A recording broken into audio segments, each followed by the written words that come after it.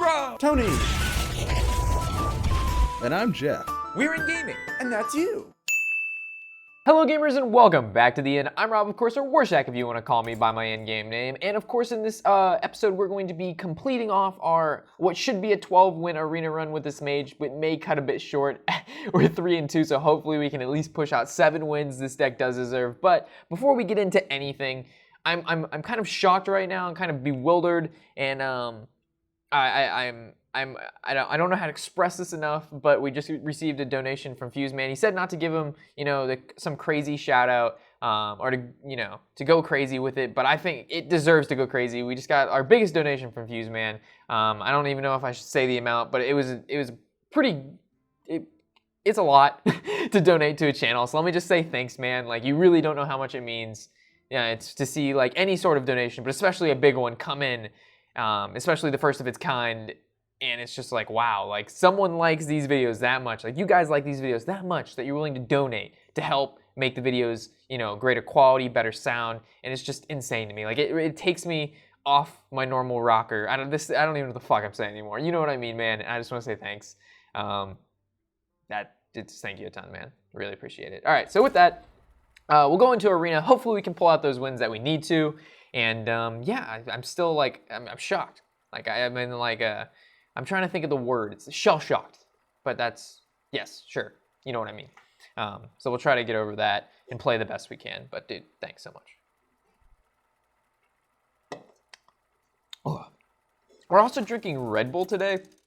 And this is a lot different than Monster. If you've had both, you either normally, there's people who like energy drinks, and you either like Monster or do you like Red Bull, or you like no energy drink. You don't really normally like Monster and Red Bull. It's kind of like a, I don't know.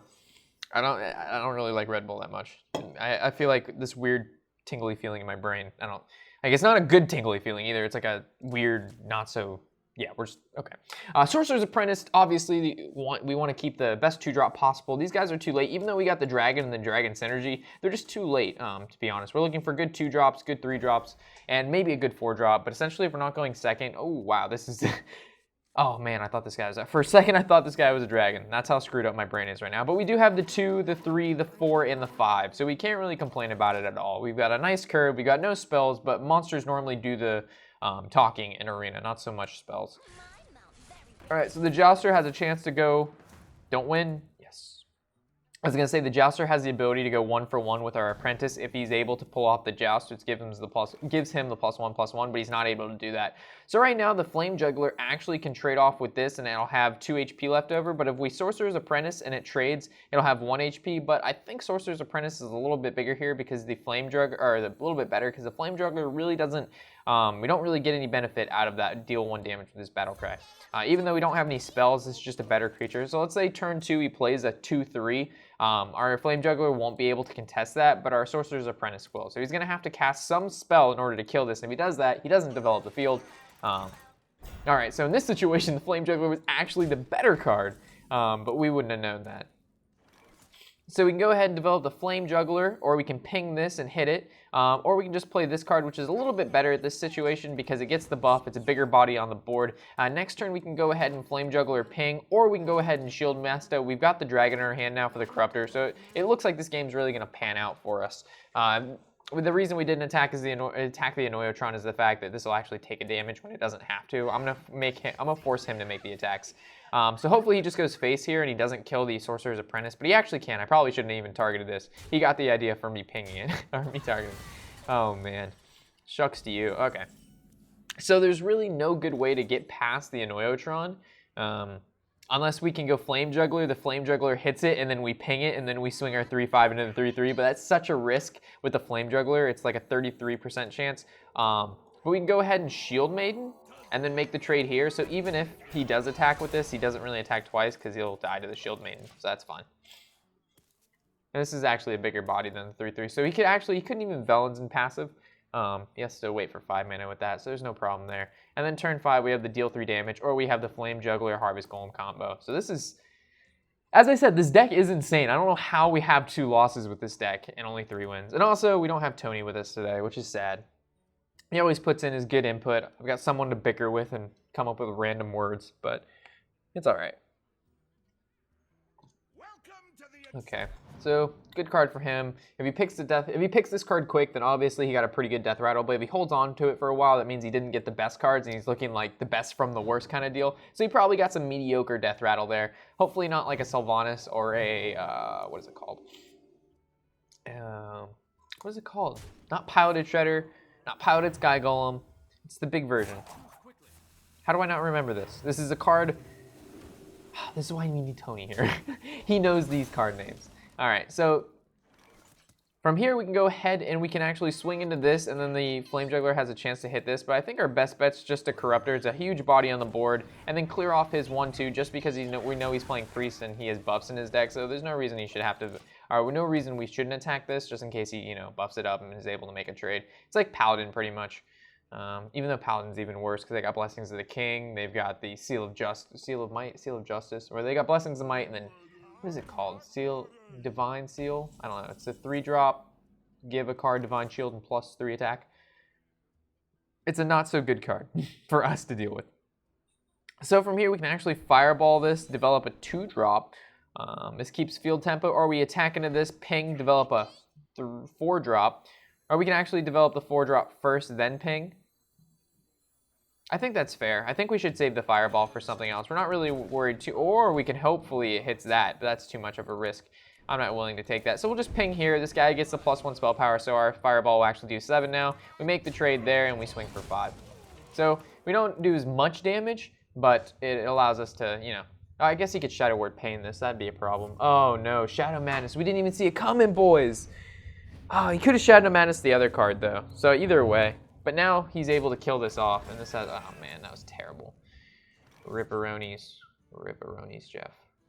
Jeff is joining us, or is here today. He's right over there. Oh, he actually hears us. All right, so we can go ahead. Do we summon a 6/6, or we go ahead and play the Harvest Golem Flame Juggler combo? I think we can go ahead and develop the 6/6. It's a little bit bigger body than playing these 2 cards, so it actually makes him have to deal with it. Also trades pretty favorably, unlike these 2 cards. It'll most likely both have to trade into a creature, as this can just trade by itself. And then next turn, if we swing into this, then we can play the second one and actually have 15 attack. But then if we play it, then we don't have the Dragon Synergy in our hands. So there's questions we have to ask ourselves. So, oh man, so he's going to Entomb it, which is pretty good, and then he's going to kill off our 5/1. So the last turn the play was Flame Juggler, Harvest Golem, but that's okay. Ooh, Conjure is really good here. So we can actually Conjure Harvest Golem. I think Mirror Entity is favorable. Ice Barrier doesn't help us. Arcane Explosion doesn't help us. But the Mirror Entity, well, Mirror Entity is actually going to have to play around. Okay, so we have to have any comments in the chat. Every time I play the Conjure, I think of our Value Mage deck. If you haven't seen that deck guide, it's pretty insane. Like, there's so much value in the deck. As soon as you start pulling off the combos of being able to duplicate the Conjure or brand into Conjure into like Echo, it's just insane. Like all of a sudden you've got so many cards in your hand and you actually have to just start wasting cards to be able to create more cards. It is absurd. Oh, okay. I like how when I gave, I'll go over it in a second. We'll talk about the play. Okay, so if we go face, we can actually buff up the Crusher. So I think we're definitely going to go face with this guy. We'll play this Crusher. We can go ahead and Mirror Entity, which I don't think is bad. We can go kill off this, which is fine. It's going to summon another dude. And he can make this trade here, which is fine. He makes that trade here, that's fine. If he doesn't play anything, then we win next turn with the Crusher and the Fireball. But the donator that I mentioned earlier, he's like, no recognition necessary. And we just, you know, gave him a good shout out there, so I feel like it was necessary. So, yeah. I'm still stumbling, like it's crazy to me. I don't know how I would do on Twitch, like just getting like, not that I would get all the donation or a whole bunch of donations, but when anybody would donate, I'd be like a huge celebration for like 5 minutes over the donation. $2 donation, yeah! It'd be like Raynad and get like a $2 or $3 donation every 5 seconds for 5 hours. It's absurd. All right, so this is basically game. There's no way around it. Like he didn't even like, why would you make that trade? Like we didn't even have to use a Forgotten Torch or a Fireball. Like poor guy, like this is a 12-win deck. I'm telling you guys, this deck is It is insane. Oh, we got a Frozen Frost Nova, or Golden Frost Nova, and we got 670 gold. We are on fire, guys. Hopefully we just get to 7 wins. That's ideal. 7 wins, I'm good with this. Anything below 7 wins, I am not okay with that. Like, not acceptable. Not with this deck. This deck is too good. Right, Jeff? That's my boy. If you didn't hear what he said, yep. Man, you're Stalin more than a Russian war leader. That was a pretty funny comment. All right, any questions, though? Any questions that we can go back and answer? Oh, we got a guy, Forged, every single video. He leaves a comment of buy Magni. I'm sorry, but I can't buy Magni. First of all, Blizzard overpriced the heroes. $10 for a hero, that is insane. You should be able to use your gold or something, whether it be dust or gold, to be able to buy the heroes. It should be a lot, no doubt, because obviously they want you to spend money. But $10, like, what about $4.99 or like a bundle of all 3 for $9.99? Like, come on, Blizzard. Like, we already spent money on the packs. Don't take advantage of our wallet like that and go ahead and, charge $10. It's $30 until they don't even have a package deal. Who the hell doesn't have a package deal? Everybody's got a package deal. All right, I think we keep the Shield Master. I'm gonna be greedy. We'll keep the Shield Master. He's playing Shaman. I think we'll be all right. All right, maybe we shouldn't have kept the Shield Master. This hand is horrible. This is awful. The Crusher is really oh wow, Harvest Golem. Okay, so we got a 3, a 4. So hopefully next turn we can draw into a 2. If we draw into a 2, everything's okay. The world can remain spinning. We don't draw a 2, we're gonna have to coin in a Harvest Golem and hopefully we get a 3. His Berserker is not very good for us. This is not a good start. 2, 5, but we do have the dragon in our hands. So this is okay. So we're gonna have to coin into the Harvest Golem here. There's not really a way around that. I guess we could have held off, but at this point, like, you can't, in Arena, you can't lose tempo like that. You need a creature on turn 1 or 2. You don't have a creature on turn 1 or 2. I mean, I guess we could hope for the early Flame Strike on 6, but by then you Flame Strike, and then you can't do anything after that. They redevelop their board with 1 or 2 more creatures. You play 1 creature, they kill off 1/1, they make value trades. You're just behind the rest of the game. Like, you have to, oh, what the hell did this guy just do? All right, we need to draw into a decent 3-drop. Let's go. 2-drop, okay? So what happens here? If we play her, she dies to the 2/1. So if we ping, nothing really happens. This is the same board state we're at last turn. So he's going to develop a card. We can actually probably, I don't know what's going to happen. He might just totem again. He might not have a solid 4-drop. He probably does, though. All right, so the Horse Rider is going to make the trade with the Golem, and then he's going to swing.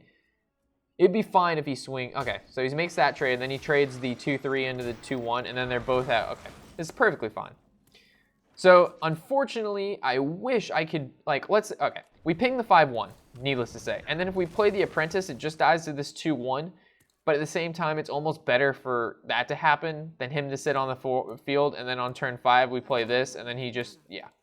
It's just better to do this. Because it's forced him to trade here. And we can probably gain some value out of the Corruptor next turn. Because he'll probably play a card with 3 HP, hopefully. Oh, wow, the Warden. Okay, that's perfectly fine. So we can go ahead and play, we can actually save the Corruptor if we want and play the Water Elemental, which I think is fine here. Or I think the Water Elemental is a little bit better. We're gonna wait next turn for the Corruptor. We want to get some value out of the Corruptor. We actually want to kill a card. Like, I'm not scared of the Warden whatsoever. It doesn't put a lot of damage down.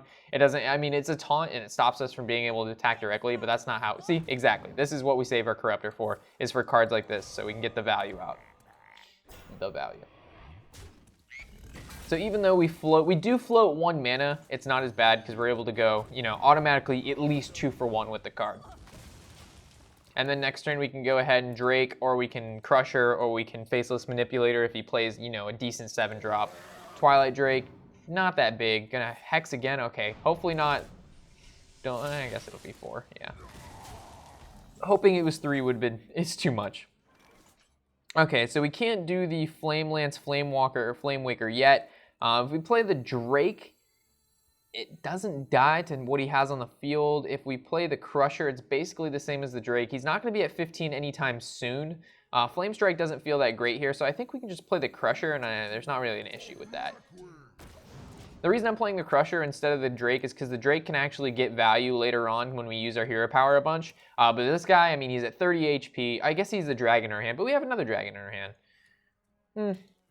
I just know next turn we're definitely probably going to Flame Strike or Flame Wake or Flame Lance.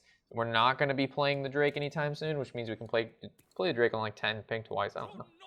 We'll see what happens. Yeah, Flame Strike's looking better and better. So he makes this trade or he just gives face. All right, so this guy just gives face. I see what he's trying to do here. All right. Faceless Manipulator actually looks pretty good on that guy. But then we have to ping off the shield. Yeah, that doesn't really work. So what if we can't ping and Flame Strike? That doesn't work either. I wonder. All right, so we're gonna hit this with the Flame Lance. Or we could hit this, but if we, the problem is now. All right, okay. I'm gonna hit this, just so we can get through it. I was hoping it would hit the Divine Shield, but it didn't. That makes me sad. We could have gone face, but again, field control right now is pretty important. Our hand is stacked, so we're not really scared of him playing anything huge. He's able to clear the board here. The 4-2 is going to go into the... Now, it'd be smart if he... No, he has to swing the axe into the 6-2, so it's like attacking face anyway. And then he swings his 4-2 into Flame Waker, which is fine. Okay. I wish we could ping twice with the Drake, but we can't. We're not at 10 mana yet. Flame Strike, again, doesn't feel that great. Shield Master does contest this, so Shield Master, we can go ahead and Shield Master, I guess Spell Slinger, see what we get. And then Shield Master ping. Give your totems +2 health. Are you kidding me? Come on, man. Out of all the cards, you give me this. There's how many Flame Wakers are in there? There's 2 Flame Wakers, so I guess I could use it as an activator for a Flame Waker. But God, out of all the spells, it gives me that. I wonder what spell it gave him. Probably something good.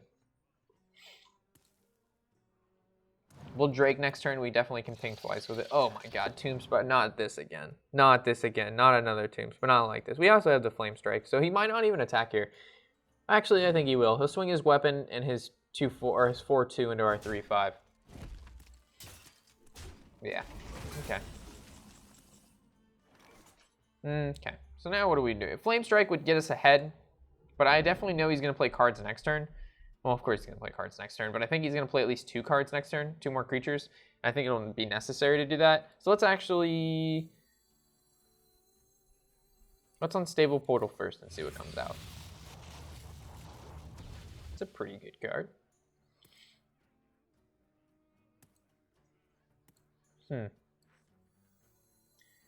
So if we Drake... I think now's a fine time to Drake. Hit into this. And then ping face. Because if we ping, he's obviously just going to swing his weapon into this. So we just ping face. I think Flame Strike might have been the play there. It puts a 3-4 on the board, takes care of 2 of his 3-3s, and his weapon can't kill the 3-4. But we'll see. This turn we can actually Flame Strike and Sylvanas. Okay, so Flame Strike seems pretty good here. Don't have charge? Of course it has charge. Elven Archer, not value.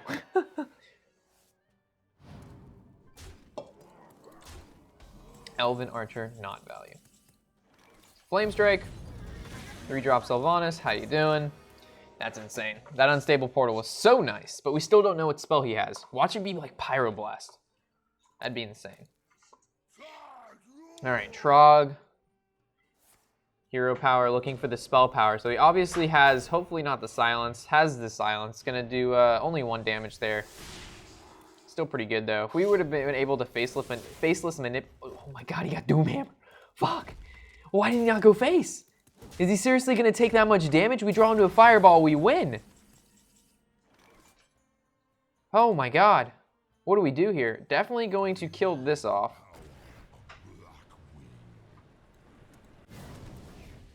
I think we can Aspirant, right? Or we can Faceless Manipulator, but I think we Aspirant. I think that's fine. There's no reason to waste Manipulator yet. What if he has like the Windlord or something? We need to copy it and go face. He has Doomhammer. See? Force Tank Max. This is what we save Faceless for. But I don't think it matters because we swing our 3-5 into the 0-2 and then we swing the 5-4 face and then ping. So that works out fine. Oh man, but this is why we save that Faceless. Ooh, Elven Archer value. Check this shit out. Boom. Elven Archer coming in clutch. Even though we didn't need to do it, she needs to feel good. All right. 5 wins, right? Yes, 5 wins. Just 2 more, but this deck deserves many, many more. Many, many more. All right. We stopped at the Magni, so we'll keep going down. When is the expansion coming out? I believe the packs say the packs will be available before March 31st. No, May 31st? Yeah, I don't know. There's a Reddit post where it says the packs, and it says can be opened, and it says prior to a date. Here, I'm gonna look real quick for you guys. This is important. It comes out right now, right this second. All right. All right, let me see. I gotta find the post. All right, so we got 2 3-drops. Unfortunately, we're not going second, or we'd obviously coin probably the Golem out first, and then the Waker. All right.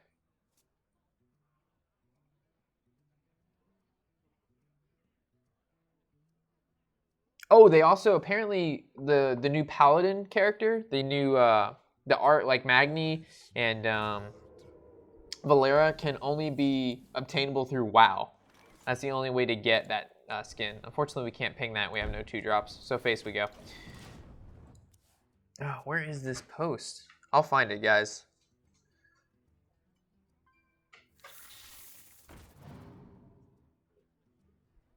Maybe I'm lying. Maybe I won't find it.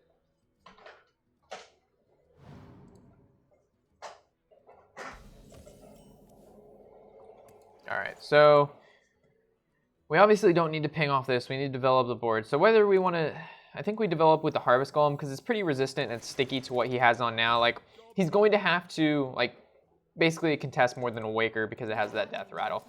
Even though the Flame Waker has the 1 more health, it doesn't really matter at this point because he could actually, yeah, it's fine. This is a little bit better. Plus, we want to combo the Waker with spells. The Enotron's not going to slow us down too much because he doesn't really have a ton of damage on the board. We need to draw into a 2-drop, though. A 2-drop would be really nice.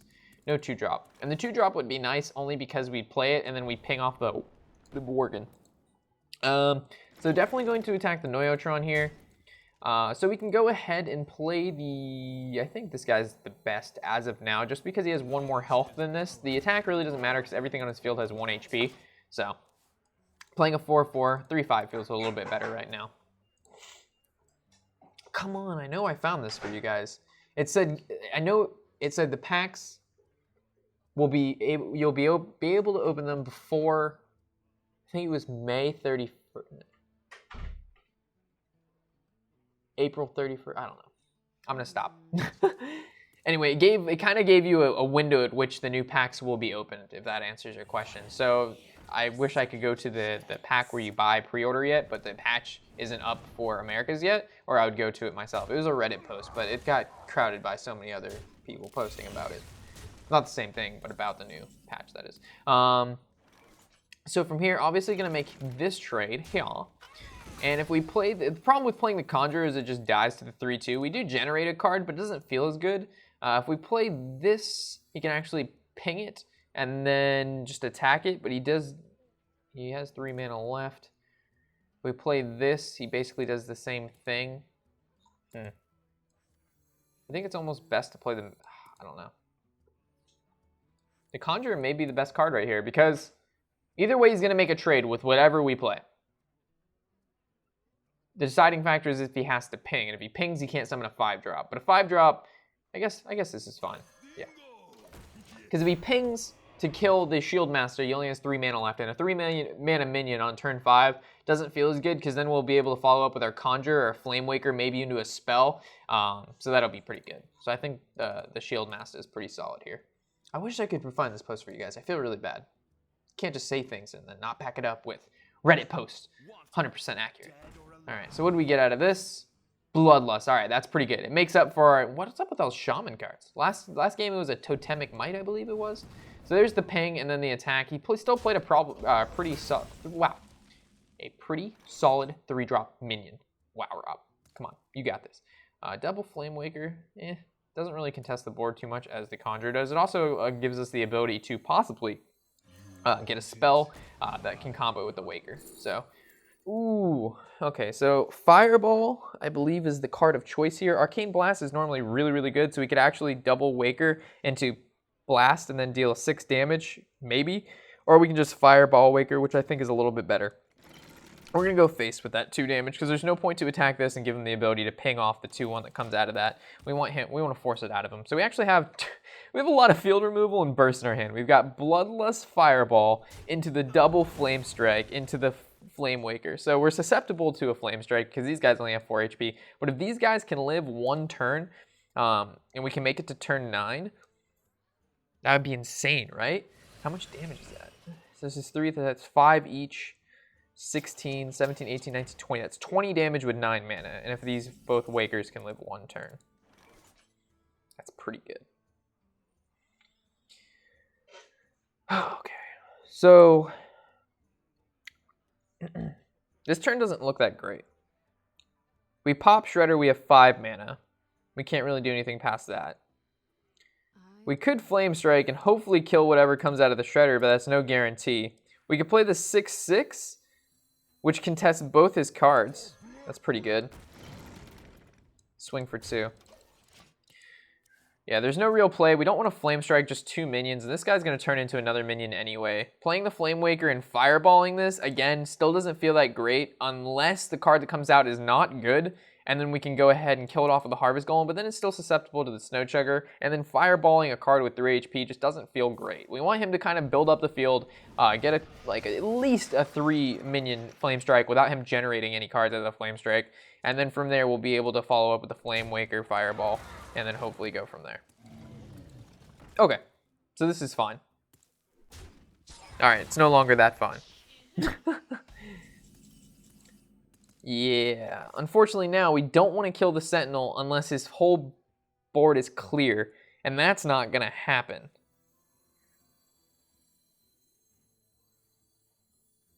Gee willikers. Alright. Do we want to ping the Shredder first and see what comes out? I think we do. What? I didn't see that coming.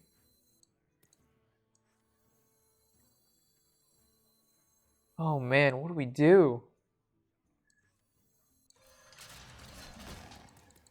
We're going to use this line of play because these things can actually attack into the lore when he decides he wants to make the trade with his 4/4. That was probably, that's such a bad card to come out because we have Flame Strikes and Fireballs in our hand and we have no real way, we have no creatures on the field to take care of this lore, and it's going to get +3/+3. It means it's going to be a 3/7, which means it's going to have, it can actually almost kill our field with what it's got going on right here. Fudge, man.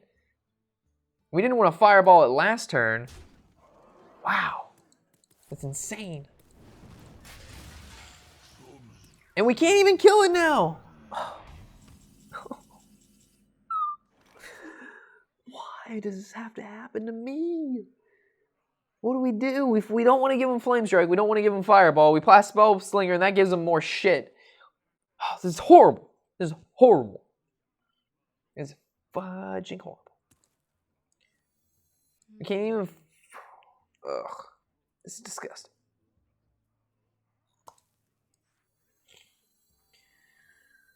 Alright. We're gonna Spell Slinger. Let's see what we get. That's pretty good. I'll take that. I will take that. Definitely Fireball this. Get it off the board. Kill off that. And can this be targeted by spells? No, it can't, but he actually can ping and execute the Spell Slinger, but that's good because we want our Flame Wakers to stay alive. So next turn we can actually Flame Waker, Flame Strike. That execute was so sick there, guys. So sick. That's perfectly fine. Summon another creature with less than 4 HP. Please do. Ooh. That doesn't really matter because you're going to cycle 1. You're going to ping face, right? Play another card. 2 HP. Oh, Explorer's Hat. Good card. Good card. All right. Good stuff, everybody. All right. So now we can Flame Waker, Flame Strike, swing, and we actually are pushing lethal next turn because we can Flame Waker, Bloodlust. It's going to be insane. It's going to be absolutely crazy sauce. We got this, guys. Sit up straight for this combination of awesomeness. Unless he Flame Strikes. If he Flame Strikes, then zip, zam, kapoo, our plan is gone. But besides that, I think we'll be all right. We got the cat in the bag. Or the cat in the hat. That's some pretty insane value. At a Spell Slinger, you get a card that allows you to equip this card to a card, and you get that card back whenever it dies. That's some, like, insane Spell Slinger value. No Flame Strike, Explorer's Hat, ooh. Okay, no Blizzard either. This is perfectly fine. So like I mentioned, Flame Waker, Bloodlust, Ping. All right, let's see how much sweet damage that is. So that'd be 3, so that's 9. Oh, he can ping it, and there's the execute. All right. How much damage do we have, though, still? So we have 6. That's... What more do you have going on here, buddy? Holy moly mackerel. Oh, he's a 7/7. That's pretty big. I don't think that's lethal. There's no way this is lethal. Yeah. So we're just going to Flame Waker. We can Flame Lance this. And then hopefully it hits the Hawk Rider twice. Hits it once, which means even if we ping it, it's not going to die. So we'll actually kill off our dude. And then hit face for 3, hit face for 1. And the next turn, we're actually pushing lethal for sure. Because the Bloodlust allows us to ping for twice, putting him at 10. And then this will be a 5, and this will be a 6. So as long as he doesn't clear the board, we're all right. So Sorcerer's Apprentice, he can still play a Blizzard and Flame Strike, but I doubt he's going to use either because he would have used them last turn if he had him. He does have the Explorer's Hat, though, and it only costs 1, so he's going to go Burgle, okay. He can still, oh god, he can still pick up a Blizzard or a Flame Strike from Burgle. How did he get Burgle? Oh, from Spell. Why? What does the Spell Slinger super value from? I mean, our Spell Slinger did give us the Execute, which was nice, but he had the Lore Walker. Who the hell gets a Lore Walker when your opponent only has spells in his hand? What'd you get? I swear to God, that better not be a Frostbolt or Fireball. We're setting up lethal. You can't stop our lethal. This is our lethal because we have Bloodlust, which we haven't been able to play all game. All right, what can we draw? Polymorph. Okay, did that come out of Burgle? Did not. Okay. And there's the Explorer's Hat. So it's a 4/3. It actually contests this card. All right, so I think we can go ahead and Flame Striking 1 card does not feel like it's oozing with value. So we're just gonna go face. He can't. There's no way he can kill at least. Yeah, he has to kill 2 minions. So here's one trade, and how I guess Fireball kills another one. So worst case, we end up with 1 minion next turn. Best case, we keep 2. Flame Waker by Burgle, that's pretty good. Hopefully not a Flame Strike. So that would clear our board. That would definitely clear our board. Maybe we should have killed the Apprentice with our 3/4, but then that would, I guess we would have had lethal. We would have had lethal either way if we would have kept the double Water Elemental down. So maybe killing the 4/3 was better last turn. But if we draw into like a Fireball or something, then we're closer to lethal if he ended up clearing the board anyway. So if he makes this trade, then that's okay. He must have creatures in his hand, because if he kills that first, that shows that he doesn't have any more spells. So he gets back the Explorer's Hat. Okay, so he's looking for the pings for the Flame Waker. Okay, that's fine. So he values the pings pretty highly. Pinged each 1 time, 5 mana left. No time for Blizzard. There's the Frostbolt to stop him from attacking. So that's what we were kind of scared of. Don't ping it twice. Okay, this is good. So now he can't kill this. He's going to have to waste a ping on it. All right.